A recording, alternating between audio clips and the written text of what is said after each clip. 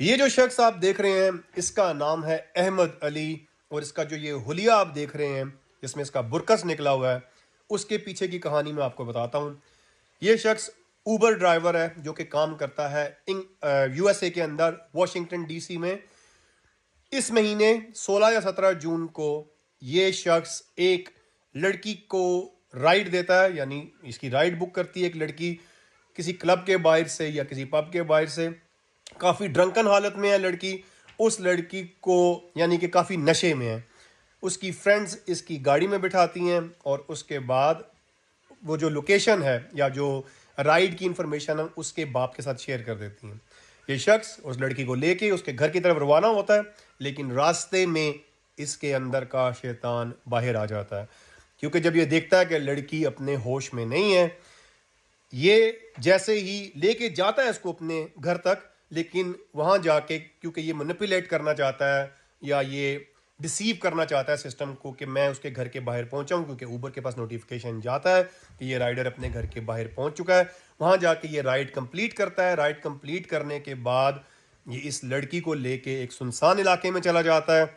लेकिन होता यह है कि जैसे ही राइड कंप्लीट होती है उसका बाप फिक्रमंद हो जाता है कि लड़की अगर मेरी बेटी घर के बाहर आ चुकी थी, उसके बाद वो कहाँ गई।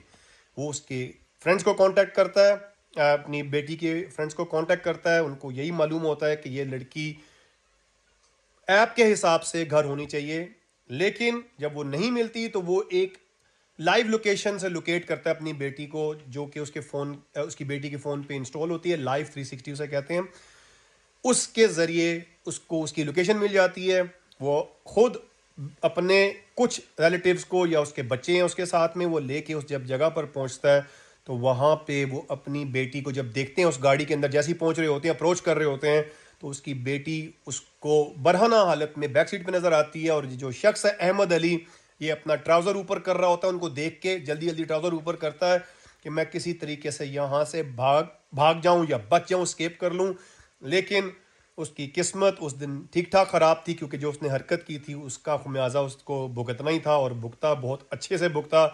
इन लोगों ने जब ये पहुंचते हैं वहाँ पे, ये उसको पकड़ के ठीक ठाक उसकी फैंटी लगाते हैं, बल्कि कुछ फायर्स भी दागते हैं। लकीली ये बच जाता है, लेकिन इसके हाथ भी देखें जैसे कि टूटे हुए हैं, मुंह सूजा हुआ है, ब्रूजेस है पूरे मुंह पे।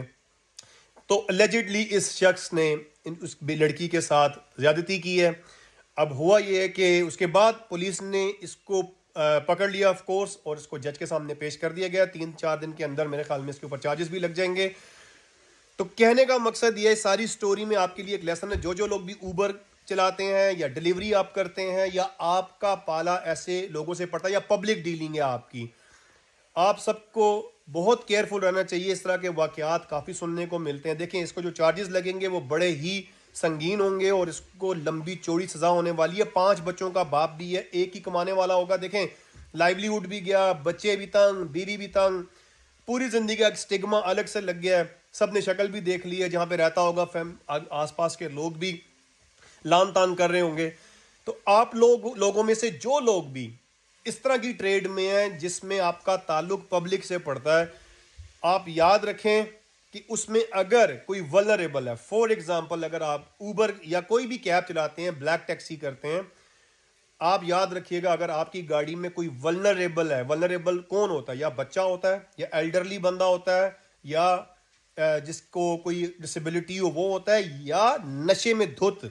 जी बिल्कुल, नशे में जो धुत शख्स है, स्पेशली खवातीन जो कि नशे में होती हैं, अगर आप उनका एडवांटेज लेते हैं, इवन अगर उनकी कंसेंट भी हो, यानी वो नशे में आपके साथ फ्लर्ट कर रही हो या आपको मौका दे रही हो, तो आप ये ना समझिएगा कि इट्स ओके कि मैं इसके साथ अब कोई रिलेशनशिप बना लूं या मैं इसके साथ चला जाऊं फॉर द नाइट।